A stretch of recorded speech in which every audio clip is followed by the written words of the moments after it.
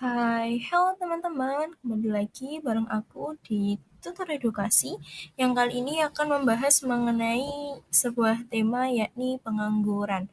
Adapun tema pengangguran yang akan kita bahas kali ini akan berkaitan dengan pengertian, penyebab, dampak, dan juga jenis-jenis pengangguran. Simak video selengkapnya ya teman-teman. Kemudian yang pertama, kita akan bahas mengenai pengangguran itu sendiri ya teman-teman.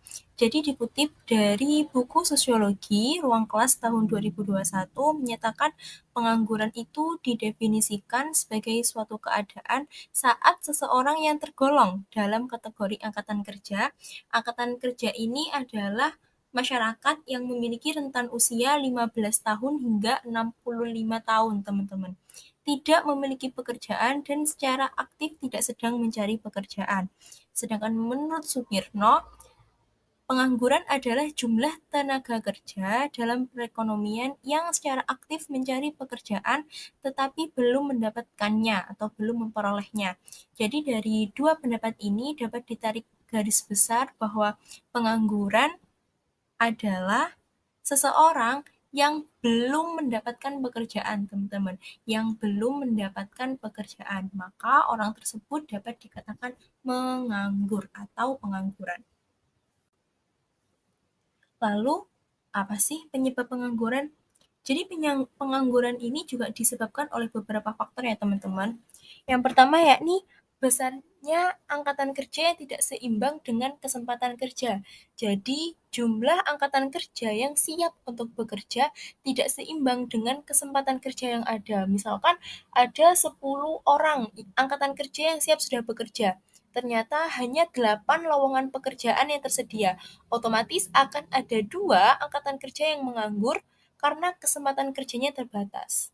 Kemudian yang kedua, masyarakat atau warga negara tidak memiliki keterampilan tinggi serta tingkat pendidikan yang rendah. Jadi di sini teman-teman kita ambil contoh yang tingkat pendidikannya yang rendah. Misalkan ada sebuah perusahaan yang membuka lowongan pekerjaan admin dengan mensyaratkan angkatan kerja yang akan diterima syaratnya adalah lulusan SMA. Sedangkan angkatan kerja yang ada adalah mereka yang hanya memiliki ijazah SMP. Tentunya klasifikasi yang dimiliki oleh angkatan kerja tersebut tidak sebanding dengan kriteria yang dimiliki perusahaan. Inilah yang menjadi salah satu penyebab terjadinya pengangguran. Kemudian yang ketiga, adanya kemajuan teknologi yang menggantikan manusia. Di sini kita bisa memberi contoh ya teman-teman, seperti adanya e-tol. Sebelum ada e-tol, pembayaran administrasi dalam tol itu dibantu oleh seorang yang membantu pembayaran administrasi. Namun, seiring kemajuan teknologi, jasa seseorang yang membantu administrasi e-tol tersebut sudah dapat digantikan dengan mesin. Dengan sekali tap, pintu tol dapat terbuka. Itu mengefisienkan sebenarnya teman-teman, itu mengefisienkan kinerja perusahaan. Namun dari sana ternyata juga berdampak hal lain. Dampaknya adalah adanya manusia yang tergantikan oleh mesin sehingga orang tersebut tidak memiliki pekerjaan kembali. Kemudian yang keempat, masalah geografis atau jauh dari perkotaan. Banyak teman-teman, perusahaan itu lebih memilih masyarakat atau angkatan kerja yang berasal dari domisili perusahaan itu sendiri. Sehingga banyak masyarakat atau angkatan kerja yang menganggur dan memiliki domisili yang jauh dari perusahaan itu sulit untuk mendapatkan pekerjaan. Mengapa? Karena banyak perusahaan yang lebih memilih angkatan kerja yang berasal dari domisili wilayah mereka. Sehingga masalah geografis ini menjadi salah satu penyebab pengangguran. Kemudian penyebab pengangguran yang selanjutnya adalah pemerintah memberhentikan kebijakan mengirimkan tenaga kerja atau TKI ke luar negeri. Sebenarnya dengan kita mengirimkan tenaga kerja ke luar negeri, maka akan banyak masyarakat Indonesia yang mendapatkan pekerjaan ya teman-teman. Karena memang di luar negeri tersebut membutuhkan tenaga kerja untuk membantu perekonomian di sana, baik sebagai penjaga toko, penjaga lansia, dan lain sebagainya. Namun memang, opsi pemerintah memberhentikan kebijakan mengirimkan tenaga kerja di luar negeri ini karena diduga adanya bentuk jaringan kejahatan yang terorganisir yang berhubungan dengan perdagangan orang, sehingga ada kemungkinan pemerintah ingin memberhentikan pengiriman TKI ke luar negeri. Namun, hal ini juga perlu digarisbawahi teman-teman, bahwa ketika pemerintah memberhentikan adanya pengiriman TKI di luar negeri, pemerintah juga harus siap untuk mengakomodasi atau memberikan lowongan pekerjaan atau kesempatan kerja kepada para TKI tersebut, agar mereka juga mendapatkan penghasilan yang layak ketika mereka di Indonesia. Hal ini juga dilansir dari Kementerian Ketenagakerjaan teman-teman, bahwa ada sekitar 2,5 juta masyarakat yang berprofesi sebagai TKI dan bekerja di luar negeri. Tentunya apabila keputusan ini benar dilakukan oleh pemerintah, maka akan ada 2,5 juta masyarakat yang kembali ke Indonesia tanpa memiliki pekerjaan. Tentunya ini harus menjadi prioritas pemerintah untuk mengatasi penanggulangan pengangguran dikarenakan pemberhentian kebijakan pengiriman tenaga kerja ke luar negeri. Kemudian yang keenam, harapan terlalu tinggi untuk bekerja. Hal ini berkaitan teman-teman dengan patokan persyaratan yang terlalu sulit dan mengharapkan tenaga kerja yang tinggi dengan keterampilan yang tinggi. Jadi perusahaan itu teman-teman sering mematok persyaratan yang terlalu tinggi. Misalkan dengan kerja sebagai admin dengan gaji yang tidak seberapa, namun dia juga harus memiliki klasifikasi komunikasi yang baik, kemudian klasifikasi bisnis yang baik, bahkan klasifikasi dalam bilingual, dalam kemampuan bahasa Inggris dan lain sebagainya. Dengan hal itu, kebanyakan tenaga kerja kita belum mampu mencapai kriteria yang diminta oleh perusahaan, teman-teman. Sehingga hal ini dapat membuat pengangguran semakin banyak karena semakin sulitnya kriteria dan harapan yang dimiliki oleh perusahaan. Kemudian yang ketujuh yakni pemutusan hubungan kerja untuk menstabilkan perusahaan. PHK ini juga dapat mengakibatkan pengangguran ya teman-teman. Ini juga sudah terjadi di Indonesia ketika adanya masa COVID di mana banyak perusahaan yang akhirnya melakukan pemutusan hubungan kerja. Pemutusan hubungan kerja itu sendiri dilakukan oleh perusahaan untuk menstabilkan perekonomian perusahaannya. Karena memang pada masa pandemi, kegiatan ekonomi cukup sulit untuk dilakukan sehingga untuk menstabilkan keberlangsungan ekonomi perusahaan maka diadakanlah pemutusan hubungan kerja dan pemutusan hubungan kerja ini juga salah satu menjadi penyebab pengangguran yang cukup besar di Indonesia ketika pada masa pandemi. Kemudian yang kedelapan yakni kemiskinan ya teman-teman. Perlu kita garis bawahi teman-teman bahwa kemiskinan itu dapat menyebabkan pengangguran, sedangkan pengangguran sendiri juga dapat menyebabkan kemiskinan. Hal ini menjadi timbal balik. Mengapa seperti itu? Mengapa kemiskinan bisa menyebabkan pengangguran, teman-teman? Karena seseorang yang memiliki ekonomi yang rendah atau dapat dikatakan miskin, maka ia akan lebih terfokus untuk memenuhi kebutuhan primernya. Kebutuhan primer itu berkaitan dengan apa? Sandang, pangan, papan. Kemudian lalu bagaimana dengan kebutuhan sekundernya seperti sekolah? Tentunya kebutuhan sekunder ini akan sulit terpenuhi apabila mereka berada dalam garis kemiskinan.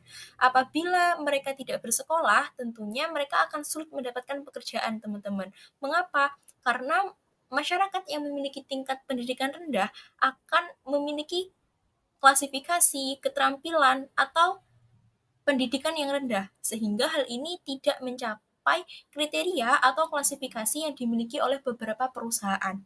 Akhirnya, kemiskinan inilah yang menjadi salah satu penyebab pengangguran.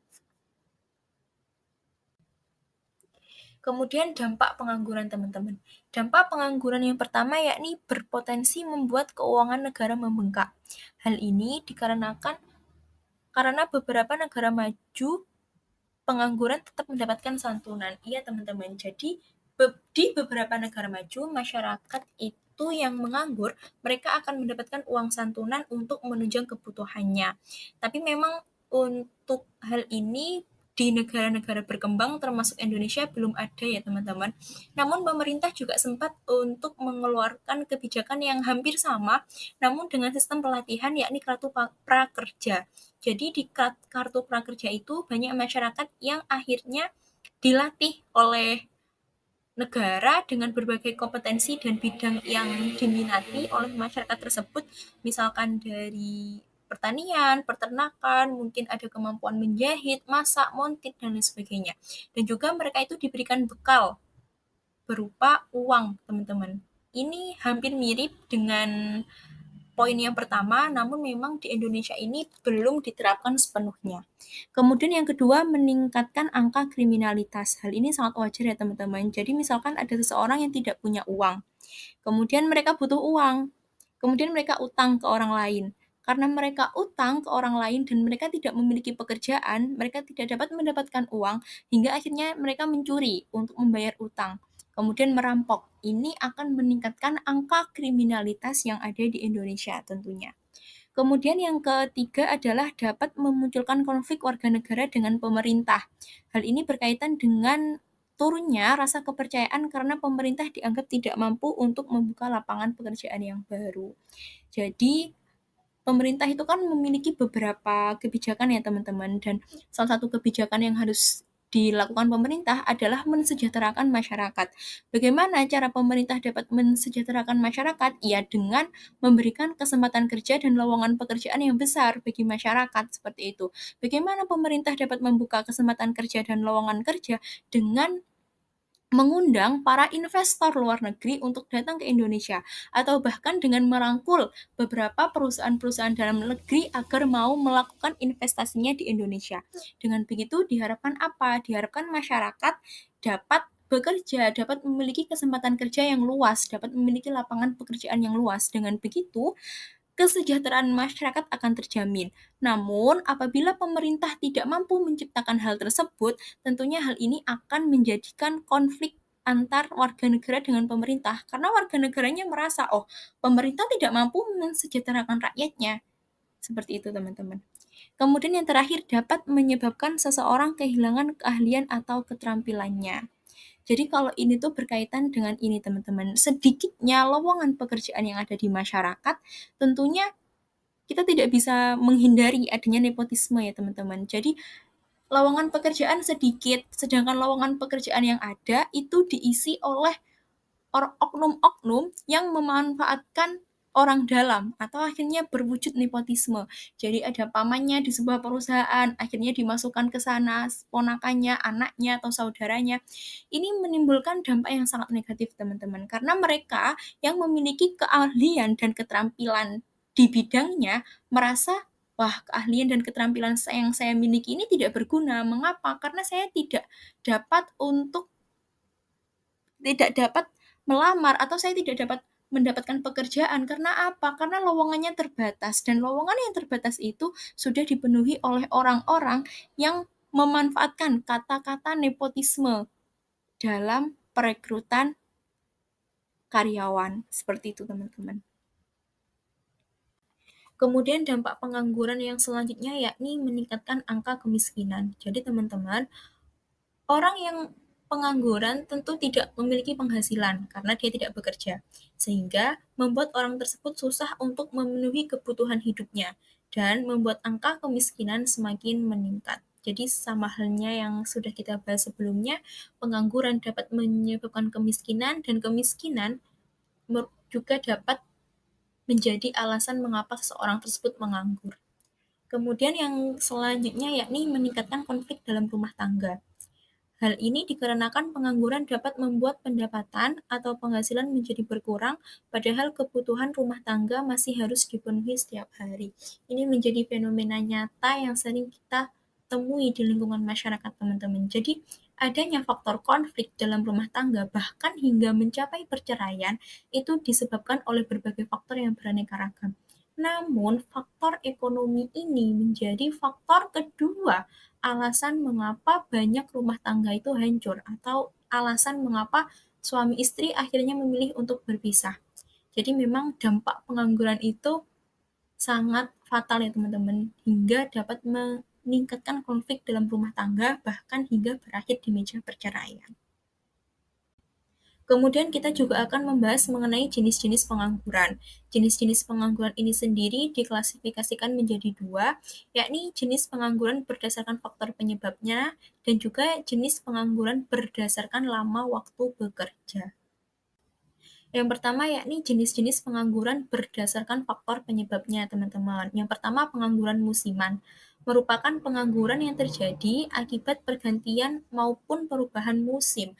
Jadi pengangguran musiman ini banyak dialami oleh para petani.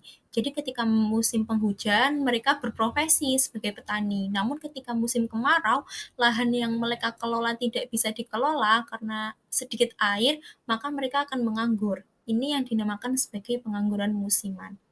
Kemudian yang kedua, pengangguran siklis, merupakan pengangguran yang terjadi karena krisis ekonomi sehingga terjadi pemutusan hubungan kerja atau PHK. Sama halnya tadi dalam ketika masa pandemi terdapat beberapa perusahaan yang mendapatkan guncangan ekonomi, akhirnya mereka memutuskan untuk menstabilkan kondisi ekonominya, kemudian mereka mem-PHK karyawannya. Karyawan yang di PHK dari suatu perusahaan tersebut dinamakan pengangguran siklis. Kemudian yang ketiga yakni pengangguran deflasioner, merupakan pengangguran yang terjadi karena jumlah tenaga kerja lebih tinggi daripada lowongan kerja yang tersedia. Jadi mereka menganggur karena memang yang membutuhkan pekerjaan anggaplah 10 angkatan kerja, sedangkan hanya ada 8 lowongan pekerjaan. Tentunya akan ada 2 angkatan kerja yang tidak bekerja. Dua angkatan kerja yang tidak bekerja dan menganggur itu dinamakan pengangguran deflasioner. Kemudian jenis-jenis pengangguran berdasarkan faktor penyebabnya yang selanjutnya yakni pengangguran voluntary, merupakan pengangguran yang terjadi karena orang tersebut lebih memilih untuk tidak bekerja walaupun ia masih mampu bekerja. Kebanyakan orang-orang yang seperti ini berada pada ekonomi atas ya teman-teman. Jadi mereka sudah merasa tanpa mereka bekerja pun mereka sudah dapat memenuhi kebutuhannya. Karena apa? Karena mereka sudah memiliki tabungan yang cukup, investasi yang cukup, dan lain sebagainya. Sehingga untuk menikmati pundi-pundi kekayaan yang mereka miliki, akhirnya mereka memutuskan untuk berhenti bekerja, meskipun mereka sebenarnya masih mampu untuk bekerja. Kemudian yang selanjutnya yakni pengangguran struktural, merupakan pengangguran yang terjadi karena perubahan struktur pada sektor ekonomi dari suatu negara. Jadi misalkan teman-teman ada suatu daerah yang awalnya itu merupakan sektor pertanian. Kemudian dengan adanya kebijakan pemerintah, sektor pertanian tersebut diganti dengan sektor industri. Sebagian masyarakat yang bisa beradaptasi dengan perubahan kebijakan tersebut, mereka dapat bekerja di dunia industri. Namun, sebagian dari mereka yang tidak mampu beradaptasi dari perubahan yang ada, mereka tidak bisa bekerja. Mengapa? Karena mereka awalnya kan berprofesi sebagai petani. Mereka bisanya menyangkul sawah atau bertani. Kemudian dari adanya pergeseran struktur perekonomian di sana yang mengharuskan mereka harus bekerja di sektor industri, mereka tidak bisa beradaptasi. Nah, mereka orang-orang tersebut yang akhirnya menganggur karena ada perubahan struktur perekonomian di sana dari pertanian menjadi struktur industri, akhirnya mengakibatkan mereka menganggur. Mereka yang menganggur inilah yang dinamakan pengangguran struktural. Kemudian yang ketiga yakni pengangguran teknologi, merupakan pengangguran yang terjadi karena kemajuan teknologi yang dapat menggantikan tenaga manusia dengan mesin yang dinilai lebih mudah dan lebih murah. Ini sama halnya yang sudah dibahas pada sebelumnya yakni penggunaan e-tol ya teman-teman. Jadi ketika sebelum e-tol itu ada kan biaya administrasi di e-tol itu kan dibantu oleh seseorang. Namun ketika seiring perkembangan teknologi, perkembangannya yang semakin canggih, maka kita ketika melakukan pembayaran e-tol itu hanya bisa sekali tap dengan menggunakan kartu. Ini lebih efisien, lebih mudah, lebih murah, lebih cepat. Namun memang akan ada tenaga kerja yang digeser pekerjaannya dengan kemajuan teknologi. Inilah mereka yang akhirnya menganggur. Sebelumnya bekerja, kemudian mereka menganggur karena digeser dengan kemajuan teknologi, inilah yang dinamakan sebagai pengangguran teknologi. Kemudian yang terakhir yakni pengangguran friksional, merupakan pengangguran yang terjadi karena adanya perbedaan permintaan tenaga kerja dengan penawaran kerja yang tersedia. Jadi misalkan teman-teman, permintaan tenaga kerja di suatu perusahaan adalah sebagai seorang bidan, sebagai seorang dokter, sebagai seorang perawat, sedangkan penawaran kerja yang ada atau tenaga kerja yang ada ternyata mereka tidak sesuai. Oh, ternyata mereka merupakan lulusan sarjana hukum, lulusan sarjana akuntansi yang tidak memiliki kesamaan linearitas pendidikan dengan permintaan tenaga kerja yang diminta oleh beberapa perusahaan. Mereka yang menganggur karena ketidaksesuaian adanya permintaan dan penawaran tenaga kerja, ini yang dinamakan sebagai pengangguran friksional. Kemudian pengangguran berdasarkan lama waktunya. Ada 3, teman-teman. Yang pertama yakni pengangguran terbuka atau open employment. Pengangguran terbuka merupakan sebuah situasi di mana orang tersebut sama sekali tidak bekerja serta tidak berusaha mencari pekerjaan. Jadi teman-teman, orang yang dinamakan pengangguran kan mereka yang memiliki rentan usia angkatan kerja 15 tahun hingga 65 tahun. Jika mereka tidak bekerja, mereka dinamakan pengangguran. Namun, ada beberapa orang-orang yang memang mereka tidak ingin bekerja. Mengapa? Ia memiliki prioritas lain. Misalkan, ibu rumah tangga berada dalam usia angkatan kerja, namun ia memang tidak memilih untuk bekerja karena lebih fokus untuk mengurus keluarganya. Mereka yang tidak bekerja dengan alasan-alasan tertentu, termasuk alasan untuk mengurus keluarganya, ini yang dinamakan sebagai pengangguran terbuka.